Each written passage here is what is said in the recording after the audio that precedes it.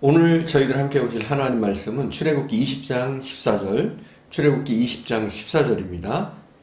제가 봉독합니다. 간음하지 말라. 이 시대에 성도덕이 얼마나 문란해져 있습니까? 때로는 문화라는 이름으로, 때로는 예술이라는 이름으로, 때로는 인권이라는 이름으로, 때로는 자유라는 이름으로, 때로는 사랑이라는 이름으로, 그러나 실제로는 사탄의 도구가 돼서 수많은 인간과 가정과 사회를 파괴하고 있습니다.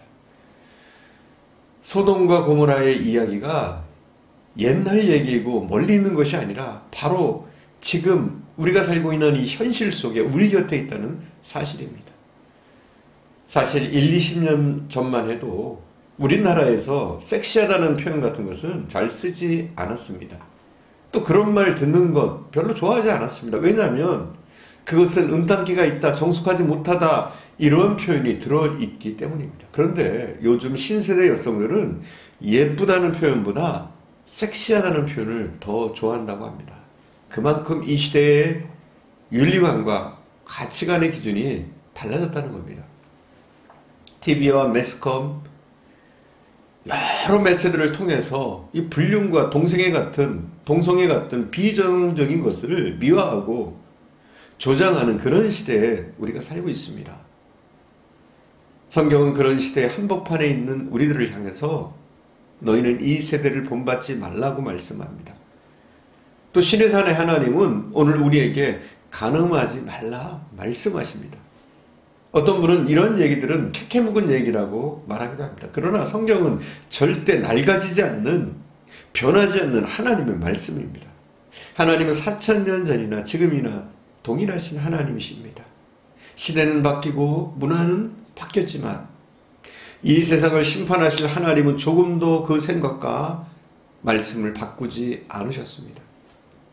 하나님은 우리의 도덕 기준이 아니라 하나님 자신의 도덕 기준을 따라서 이 세상을 심판하실 것입니다. 그러므로 오늘 우리는 다시금 두려운 마음으로 신의 산에 오르며 하나님의 말씀 앞에 머리를 조아려야 할 것입니다. 자, 그럼 도대체 간음이란 무엇입니까? 옛날 헬라 철학에서는 인간의 정신은 선하지만 육체는 악하다 생각했습니다. 그런 철학적 배경에서 생겨난 것이 바로 금욕주의인데, 우리 그리스도인들 가운데도 그와 같은 금욕주의를 따르는 사람들이 간혹 있습니다. 하지만 하나님이 모든 성관계를 금하시는 것은 아닙니다. 또 성을 악한 것으로 하나님이 규정하지도 않으십니다. 오히려 모든 성적 욕구들은 인간의 풍요하고 또 즐거운 삶을 위해서 하나님께서 친히 허락하신 것입니다. 식욕이 죄가 아닌 것처럼 성욕 또한 죄가 아닙니다. 인간이 밥을 먹는 것이 자연스러운 것처럼 성적 관계를 맺는 것 또한 굉장히 자연스러운 일입니다.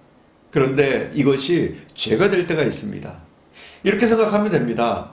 배가 고픈 사람이 자기 도시락을 까먹는 것은 죄가 되지 않습니다. 그렇죠? 당연한 겁니다. 그러나 남의 것을 훔쳐서 먹거나 강탈해 먹으면 이것은 죄가 됩니다. 성관계도 마찬가지입니다. 법적으로 그리고 윤리적으로 허용된 관계에서 맺어지는 성관계는 오히려 아름답고 생산적이며 하나님의 축복의 근원이 됩니다. 그러나 법적, 윤리적으로 정당하지 않은 관계에서 맺어지는 모든 성관계는 죄가 됩니다. 바로 그것이 간음입니다. 또한 주님은 여기서 한 걸음 더 나가서 이렇게 말씀하십니다. 마태복음 5장 27절, 28절에 보면 이렇게 말씀하셔요. 또 간음하지 말라 하였다는 것을 너희가 들었으나 나는 너희에게 이르노니 여자를 보고 음욕을 품는 자마다 마음에 이미 간음하였음이니라. 네, 심각합니다. 그죠? 우리가 마음으로 음욕을 품어도 우리 주님께서는 간음이라고 말씀하십니다.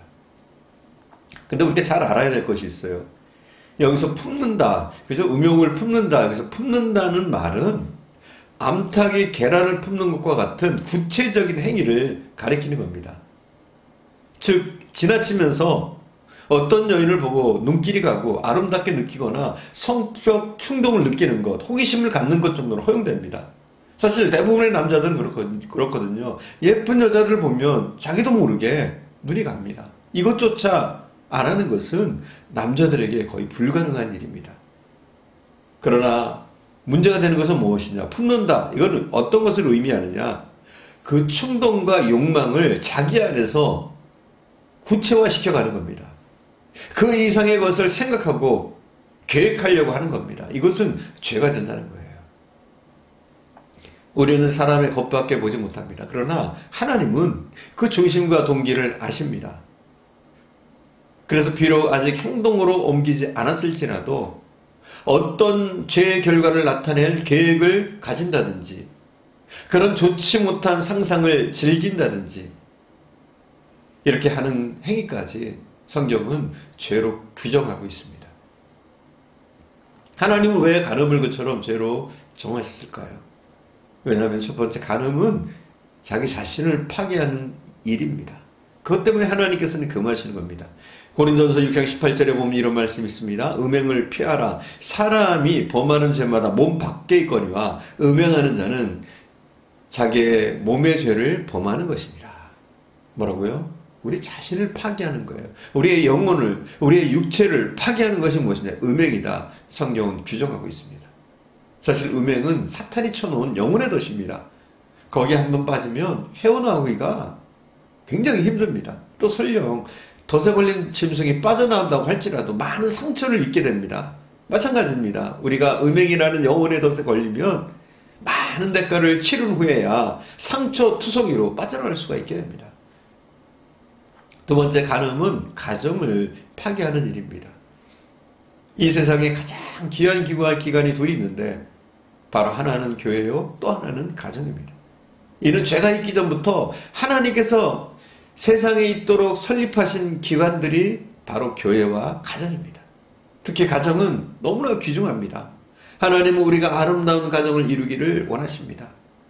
그런데 요즘은 반대로 가정을 파괴하는 일들이 너무나도 많이 일어나고 있습니다. 우리나라 통계청 발표에 따르면 2022년 한 해 동안 약 93,232쌍이 이혼을 했습니다. 매월 약 8,255쌍이 이혼을 한다고 합니다. 즉 결혼한 3쌍 중에 1쌍이 이혼을 하고 있다는 겁니다. 그 이혼의 원인을 살펴보면 배우자의 부정이 제일 많습니다. 48.8%. 또 악의적인 유기, 이것도 부정이죠 사실은.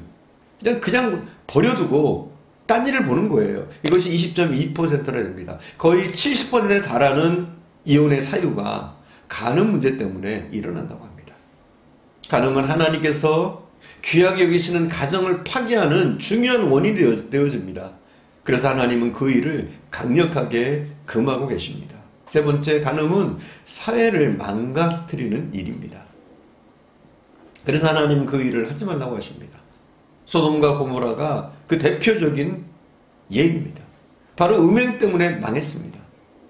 솔로몬이 다스리던 그 나라도 일부 다처제 때문에, 이 간음 때문에, 또 우상숭배의 죄로 결국은 망가지게 됩니다. 고대 히람이 망한 이유도 음행 때문이었습니다. 봄페이의 최후도 음행 때문이었습니다.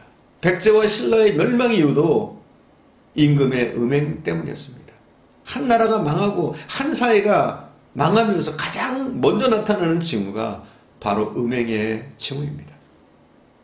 그래서 음행은 사회를 파괴하고 나라를 망하게 합니다. 하나님은 그것 때문에 음행을 금하고 계십니다. 그래서 우리는 음행의 일을 멀리해야 합니다.